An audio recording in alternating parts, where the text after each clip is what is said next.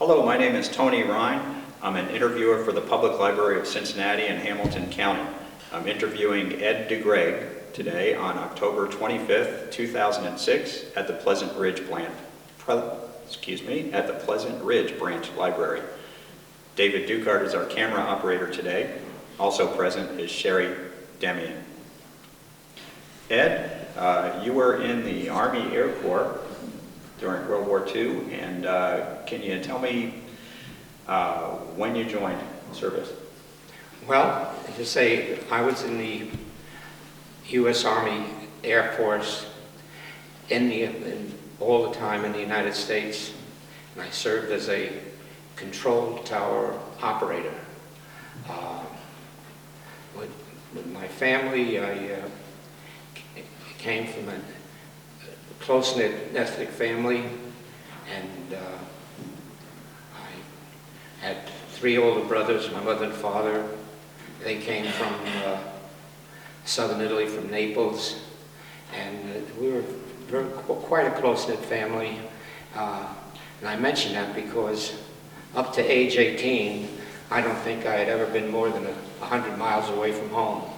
And so what was going to come was a new experience for me.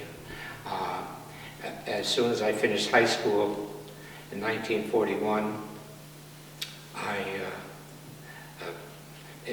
enrolled at New York University, and my parents didn't like for me to go too far from home, so I commuted back and forth to New York City.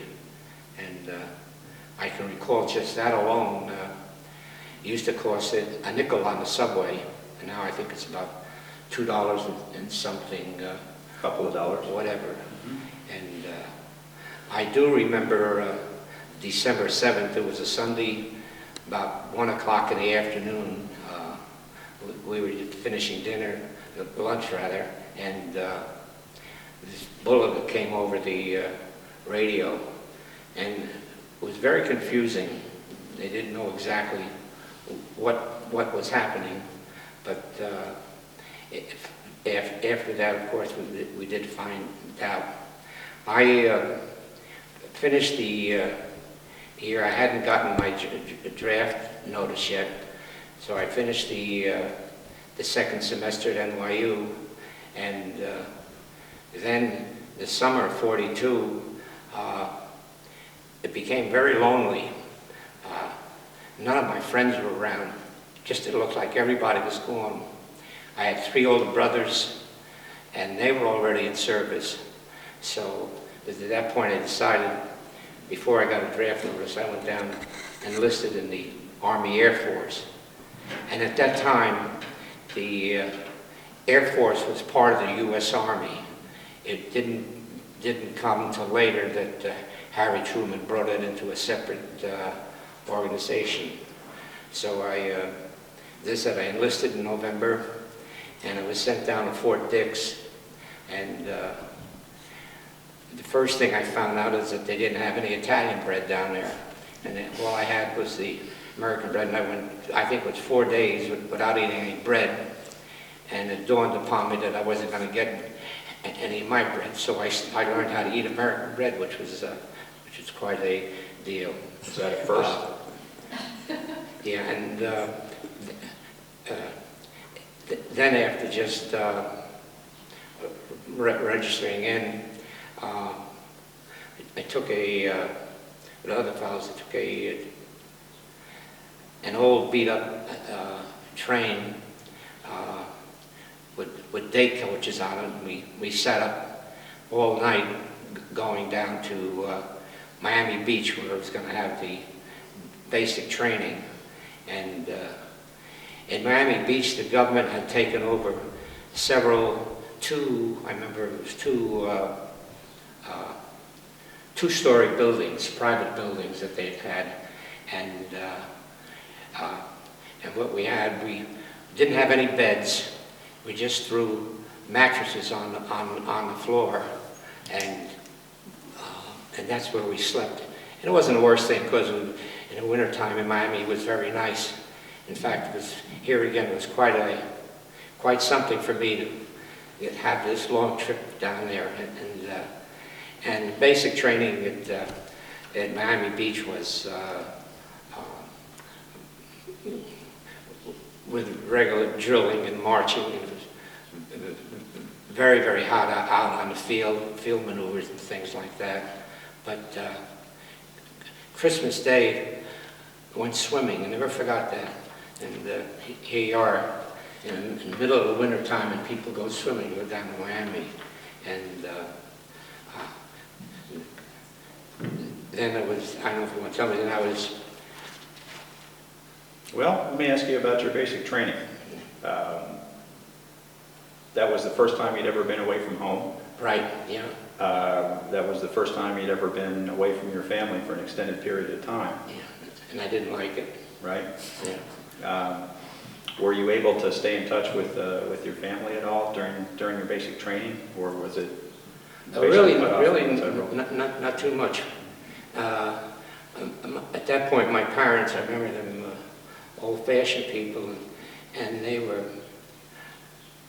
a little unhappy. Here she had 4 boys, my mother did, and all 4 of us are in service at the same time, and she wasn't too aware of what was going on.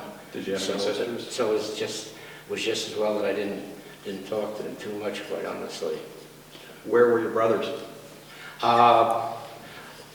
One was in the Coast Guard, and it came, and other was a pharmacist mate. He was in Puerto Rico, and he was only a pharmacist mate, and he was down in Ponce, on the other side of the island, and he was the pharmacist mate. I guess he was a warrant officer, I guess he was, and he was the senior guy for that area. Ridiculous. I mean, he didn't have that much kind of training, and if they ever had anything serious, then they would put them on a short plane and send them up to San Juan, where they would take care of it. And then I had another brother who was a quartermaster officer, and he was in Indiana, I think, at the time like that. And so then, after the nice warm weather of Miami Beach, we got on a troop train, I guess you'd call it, and we traveled for 2.5 days up to Sioux Falls, South Dakota. And I remember it took long because as we were traveling along, they had different troop trains and with material and stuff, and they would shunt us off to the sides so that these other trains could go get further on. And but then we were in, I guess, World War II, World War I trains, and it really wasn't nice. We got to Sioux Falls, and in January, from 85 degrees, it was 5 below. Never forget that. It was just colder than hell. And we checked into these tar, well, they were wooden barracks, but it was tar paper on the side. And to make things just really comfortable, these were cement floors, and we had 2 pot-belly stoves, one at either end. And it was so cold that they put the, what did they do? They put water pots on top of the thing to absorb the, and we'd get little ice particles in there. And then we had, we had 3 barracks lined up, 1, 2, 3, and then on the other side here we'd have a latrine for all 3, and you had to go for outside there in this weather. And I don't think we took pretty fast showers, I guess you'd call that. And as far as the routine, this was a radio operator and mechanic school, and we would split in. They were going at that school like 3 different shifts, 3 different groups of soldiers that they were going through, and the day would consist of first part would be learning Morse code, which I had to do, and then the second part was working on radios and maintenance and stuff like that. So you learned to rebuild them? Learned to rebuild them mechanically. I wasn't the greatest at it, quite honestly, but I did pretty well in the Morse code. I think you had to get up to at least 12 words a minute or something, and I think I got up to about 16 or something like that. But I was on the first shift for going to school, because they had 3 different shifts going to school, and we used to get up at 4 a.m. and it was so cold that they couldn't use bugles for reveille, they'd use whistles. Of course, if they used a bugle, it would stick to the fellow's mouth, and he couldn't do it. So The whistle he could keep in his pocket. that's right, keep in his pocket like that. But as I say, we went through that. It's about the most I would say I remember of that. And then at the end of in the afternoon, then we would have go out in the field, and we'd do drilling and climbing over different parts like that. How many people were in your class? Is that the right terminology?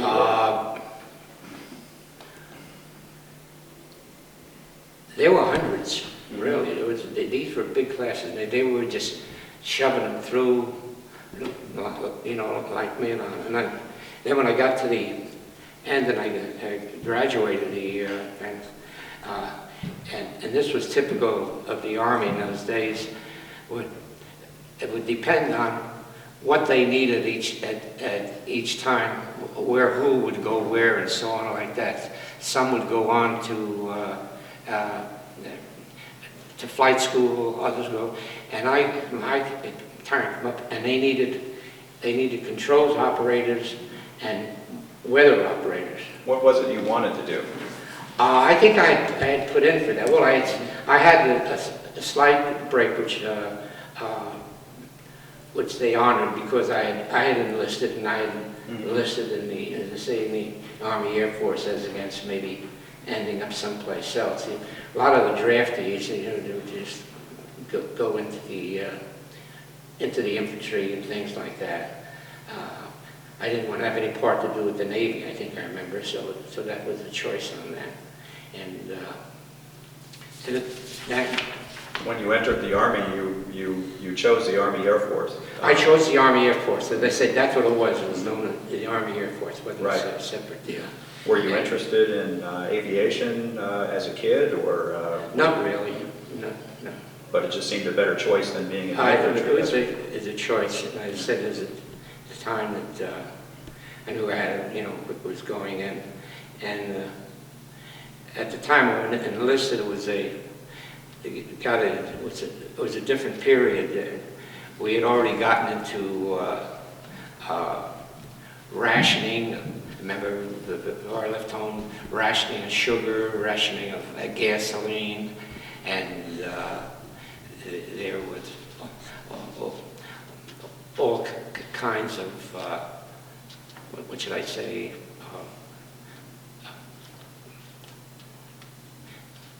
different kinds of things that there were shortages and so on. But the big thing was that everybody was involved. There wasn't a soul that, unless somebody was, was rejected by the Army or something like that, and they put it. But everybody was involved on a thing. So you were just swept in, I guess you might say, like that. Then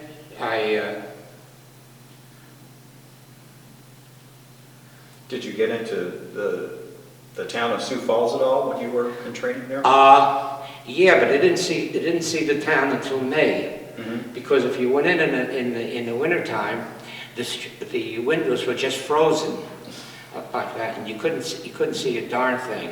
And I remember going in one time, and it was a real nice day downtown. And here was the temperature showing 0, and it was fine as long as there wasn't any wind, because they were big out there. You'd get blizzards and so on. So it was kind of dry. So if you didn't have any wind, it was okay. But otherwise, I remember that it wasn't until May that I got into see that. Well, you came from New York City, right? Well, outside of New York City, yeah. In Yonkers? Yeah, Yonkers, yeah. Okay, so you were used to the big city environment. Well, at that age, almost I wasn't. I mean, I'd been down to the city, but as I say, I hadn't gotten around, gotten around too much. So. What was Yonkers like then? Well, they used to call it the bedroom community. That was the hometown for Hollow Dolly. As I say, they did that. Yeah. No, it was a nice community, about 120,000 at that time. It was really big. So after I graduated from Sioux Falls, I was sent down to I went up to Madison, Wisconsin, Truax Field, to the University of Wisconsin, and this was the control tower school, and I learned all of the things about the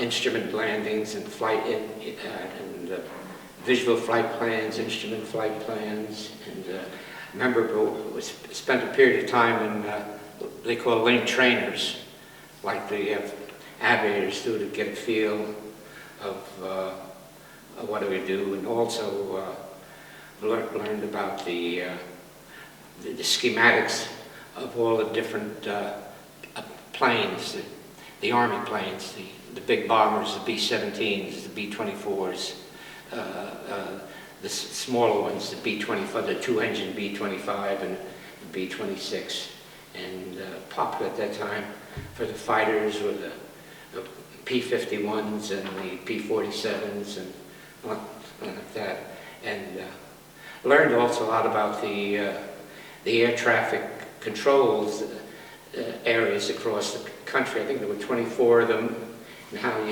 planes would pilots and the air people would pass off one plane to the next area and so on and so forth, and learned about the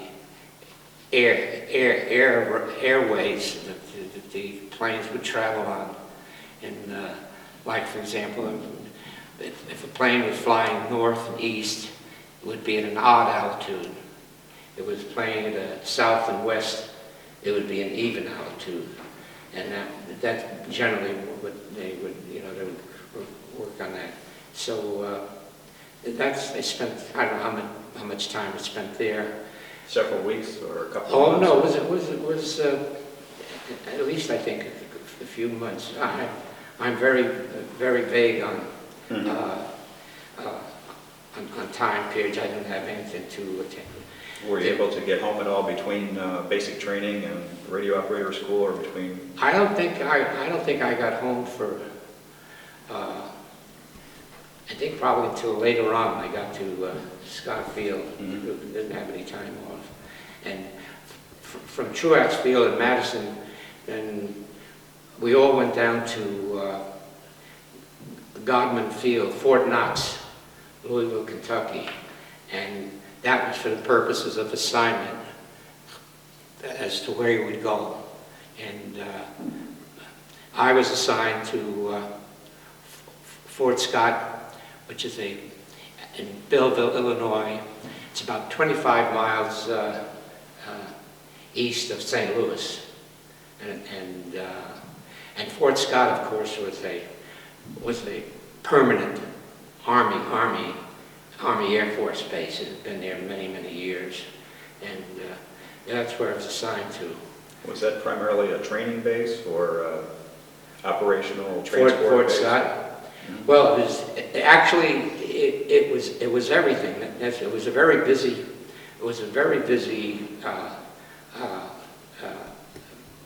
field, logistically located, and we had, as I say, we had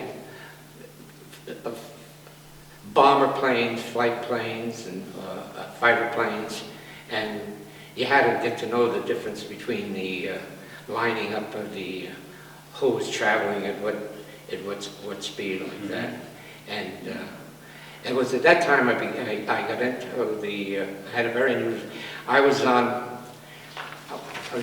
the I don't know what it was the 107th Army unit, or the 737th unit, I guess it was, and it was the 107th AACS, which was the Army Airways Communications System and branch.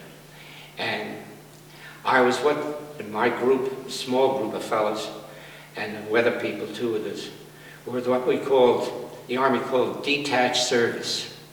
Even though I was at Scott Field at an Army Airfield base, our group in essence we didn't have anything to do with the workings in the Army unit itself.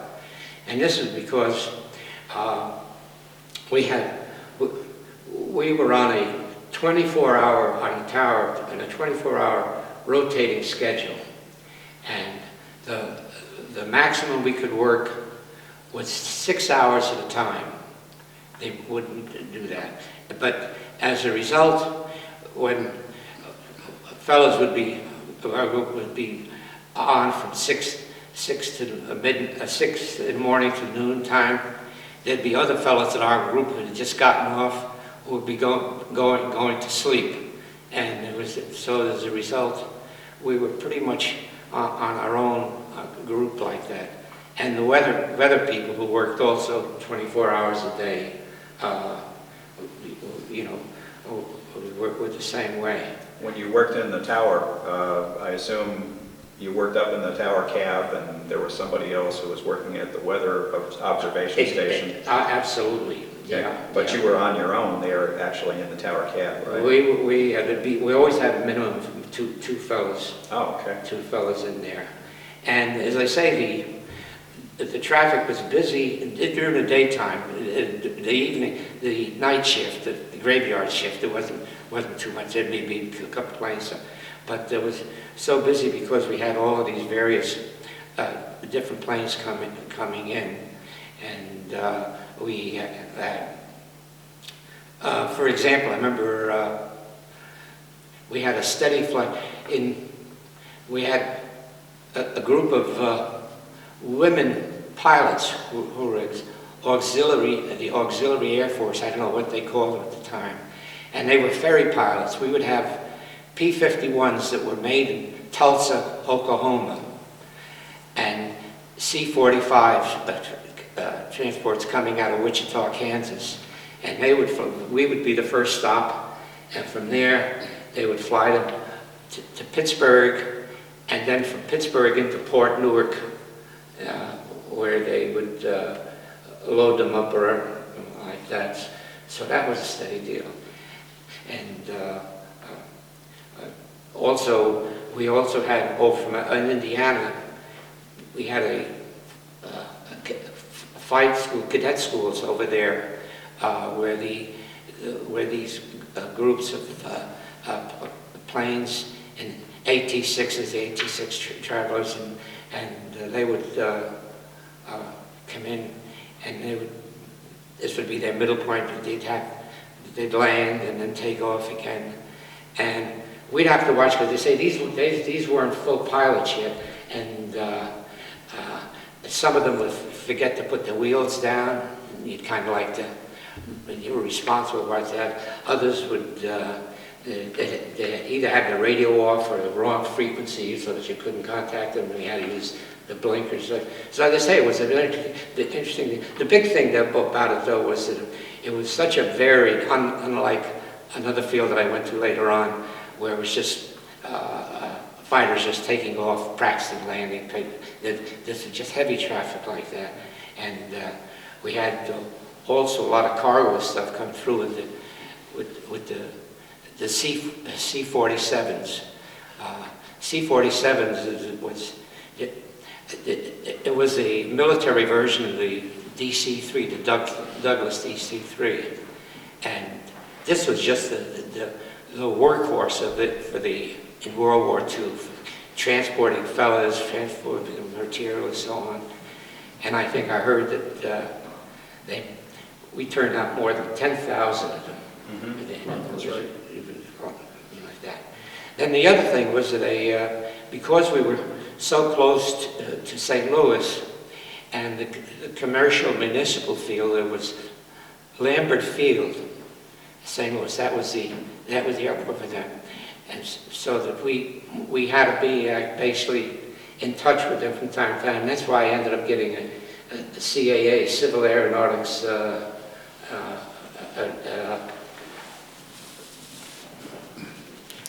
license, I guess they call it. Yeah, and.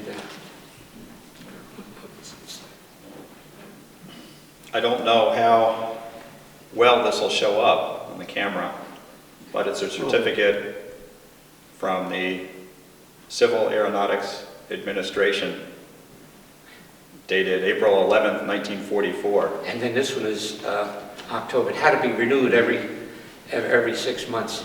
For the senior control tower operators, it was basically a requirement, working so close to the St. Louis over there.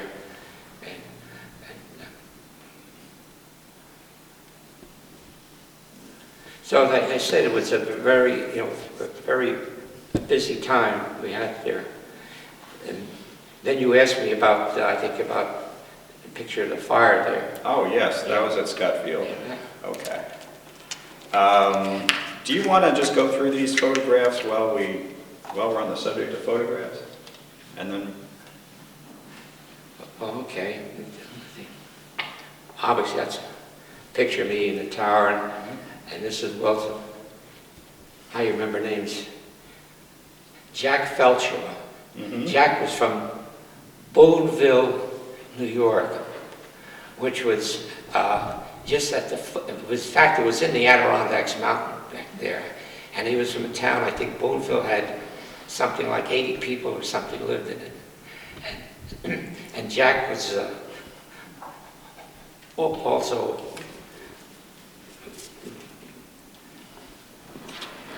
Oh, I'm sorry, this is a picture at Sioux Falls. Oh, okay. Yeah, that's the picture. Looks like Sioux Falls. There's snow on the ground. Yeah, that was in Sioux Falls. Hold it up a little longer, Tom. Okay. This is a very nice picture. I like that. Yeah. Thank you. And this is a picture of our apron. You can see that there's various planes lined up there. Okay. This was at Scott Field.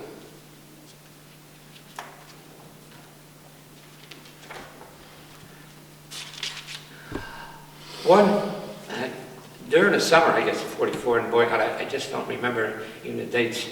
I don't remember his first name. It was Sergeant Payne and I were on duty up in the control tower, and there was an airman mechanic working inside the hangar, and as this picture shows, just barely, but our control tower sat on the top of the Air Force hangar, several hundred or more feet up, and how you got to it from the inside. There was a metal staircase attached, hanging out from the inside of the. So it was inside the building, but it was right along. It ran up along the wall. Yeah, it was up like that. Exposed. Yeah, and that was how that's how we got to it. So this fellow's working on, I forget what airplane it was, and he evidently started with a spark or something, and it blew up the plane, and what it did to to the side over here, to the side, it blew out the whole top of the Oh, my goodness. top of the hangar. And So you're saying this was right underneath where you were working? no, over to the side. Okay, were you on duty at the time? Yeah. There's a fellow named Payne and myself on the side, and the thing really blew and knocked it off. And he and I, real quickly, what do we do? Now, what we had over here, you saw this picture of the outside ramp here. We used to kid about it, but we always kept a very heavy rope up there for I don't know what. And it was immediate that was the only way we could get down.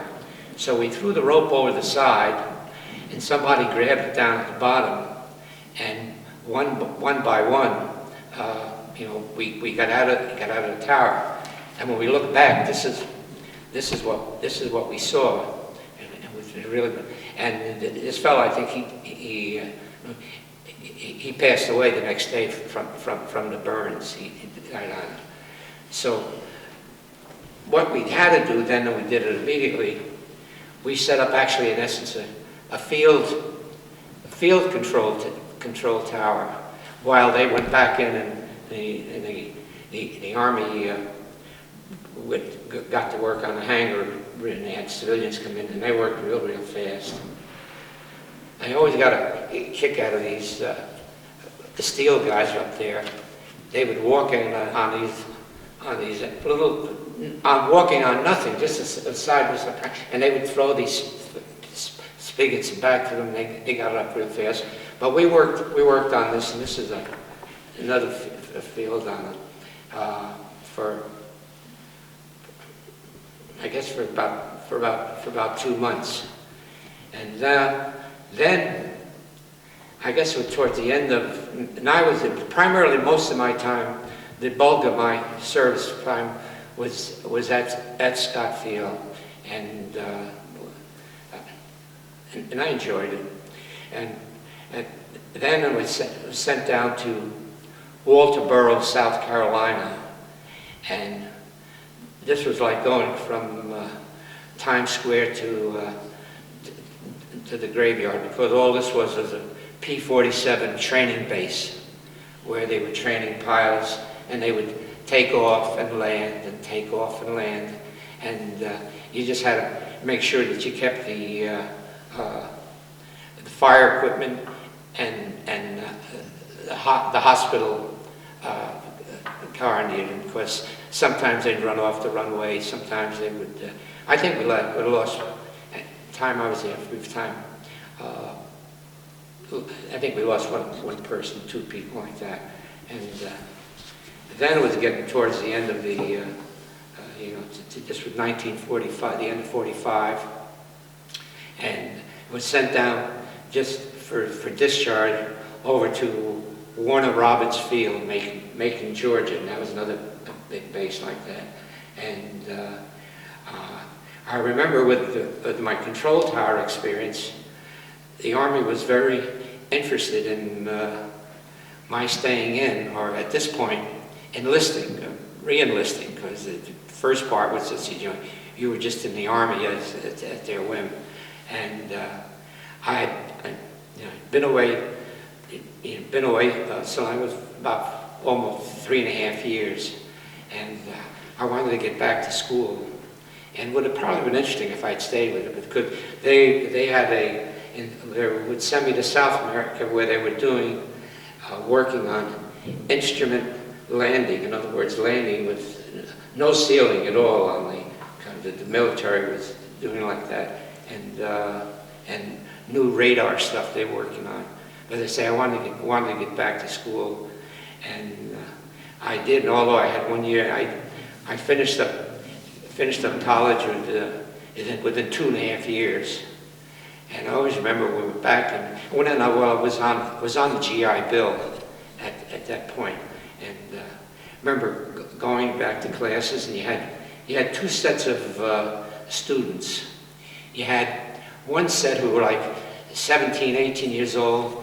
They didn't have fuzz on their face, and over here you had bunch of craggy old Old guys in their old, mid-twenties. old guys who were very, very serious.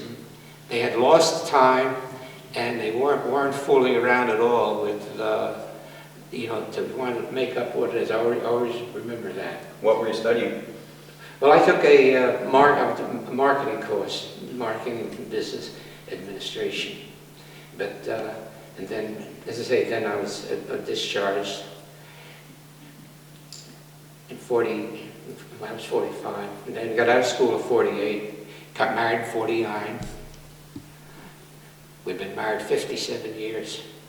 That's a long time. When did you meet your wife? My wife and I went to the same high school together. We practically never even saw each other, or we knew each other. And I came back, as I said, one time on leave, and I bumped into her. And they say, here's another thing, you'd come home on leave, nobody was there. I mean, it was everybody, unless some other fellow was coming in on leave at the same time. And I was lonely, so I asked her for a date. And, but as I say, there was just nobody around. And we got to talk, and we talking about high school, where we had both gone, and so on. And at 48 and 49, we got married. And I left the scene. So that's it. About all I can tell you. Are you still in touch with anybody that you knew in the service? A couple of friends, they're not around anymore. Yeah. So.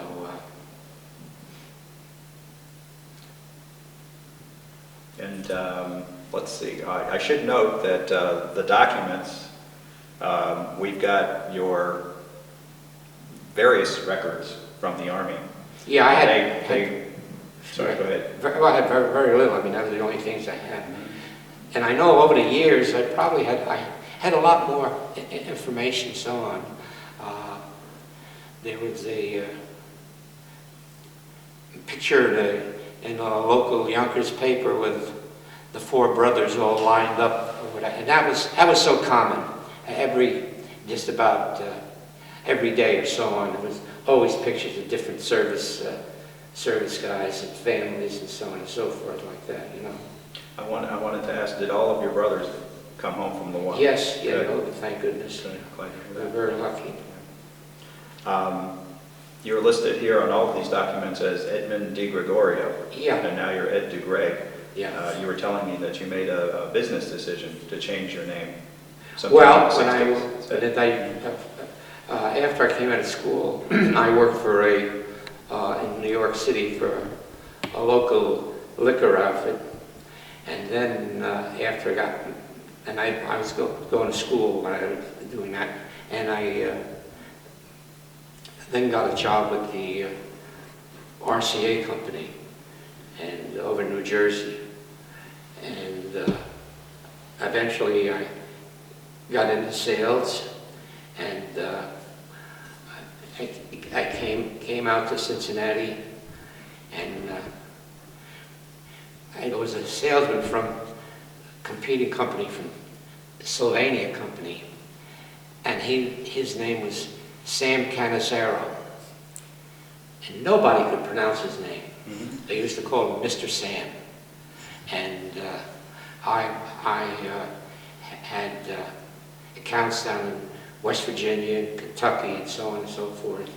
And we just mutually made the decision to be easier on me to just change the name. That was the only reason for it. But, So why Cincinnati?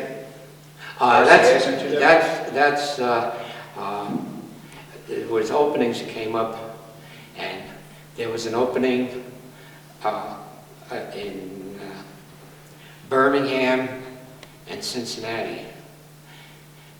And Paula says, if you pick Birmingham, you go alone. So I thought I'd like to have with me, so we picked Cincinnati. Did you know anything about Cincinnati before you moved Not here? at all, no. We did have one time, we were going, here again, we were going on the way from Miami Beach to Sioux Falls. We came through this, and it was Cincinnati, and they would let us out to stretch our legs, so to speak, and I saw Cincinnati from the back of the Union Terminal. So I could always tell somebody I had been to Cincinnati. But what struck us when we first came out here, we at the Cincinnati airport, and I was taking over from a fellow who was in Louisville, Kentucky, and we were quite surprised to see drinking fountains, Negro, white, bathrooms, the same way, you know, like that. And that was something we had never seen back east. And of course, all the various times of service, I mean, didn't make any difference what color the guy was. Everybody was all in the thing, you know, together. So, Although the units were segregated. Yeah. The units themselves were segregated, that's right. But that was the thing I remember about coming out here.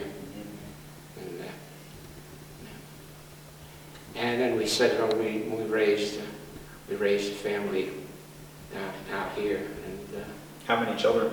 got 2 boys and a girl. And when were they born? Well, we used to do things. We had 2 boys. One was born October 16th, 1952. So boy number 2, we decided, let's make him October 16th, 1954. And for the longest time, they thought everybody's birthday was October 16th, which it wasn't. And then my daughter was born in July 1960.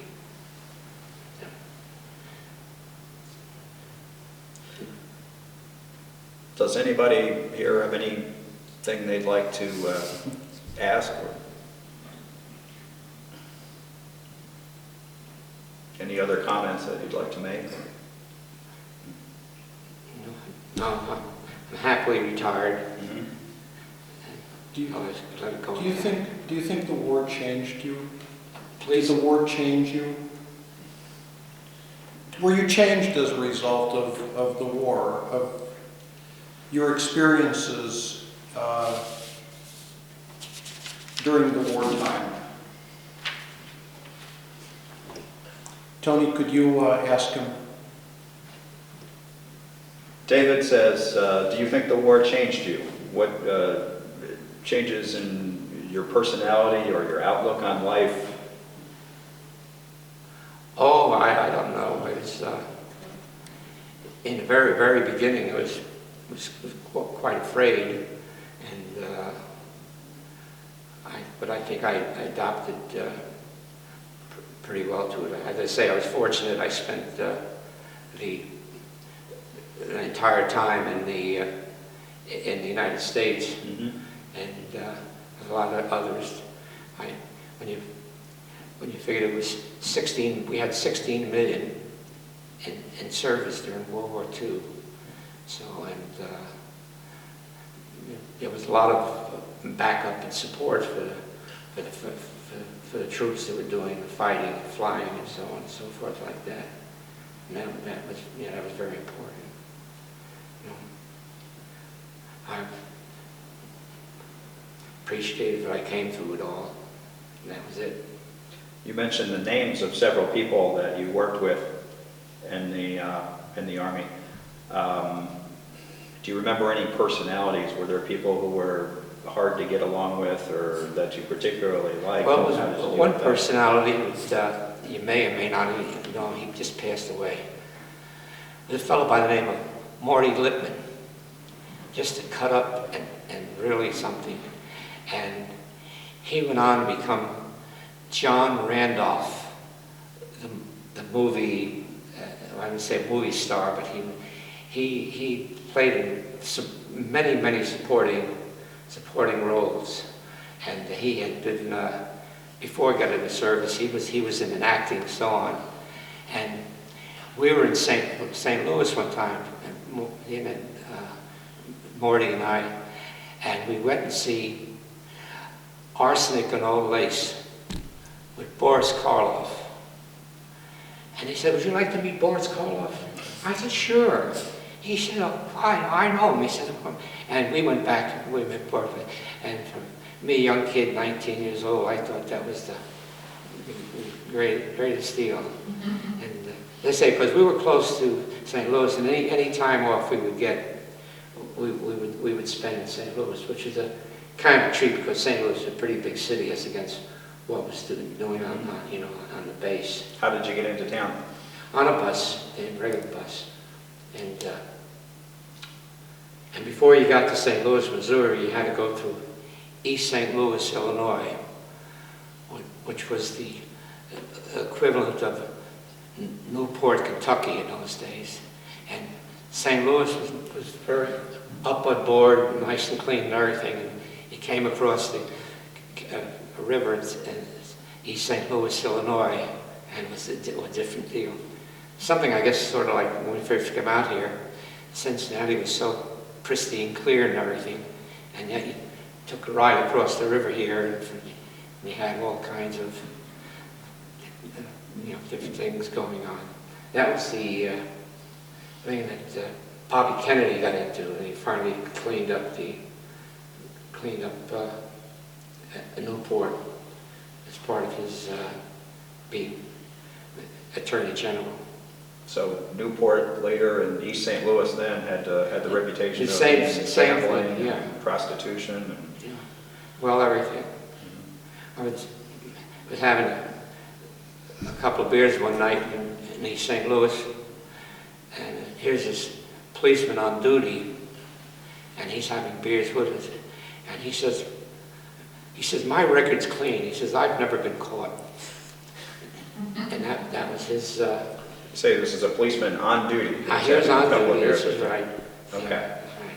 Did you ever miss the last bus back to Scott Field? No, that wouldn't do it. That's pretty clean on that. Did you ever get into any kind of disciplinary scrapes when you were in the service? You can tell us, we won't tell anybody. In Walterboro, South Carolina, we commandeered a school bus. And we took it down the road, and I don't know where we were going. We thought it was something, but we didn't get caught. Overall, no, I wouldn't say anything. Well, that's good. Okay? Well, the only thing I'd like to add is thank you for taking part in the program Right. and agreeing to be interviewed. And as a private citizen who is the beneficiary of the 16 million of you during World War II, I'd just like to say thank you for your Thank you. service.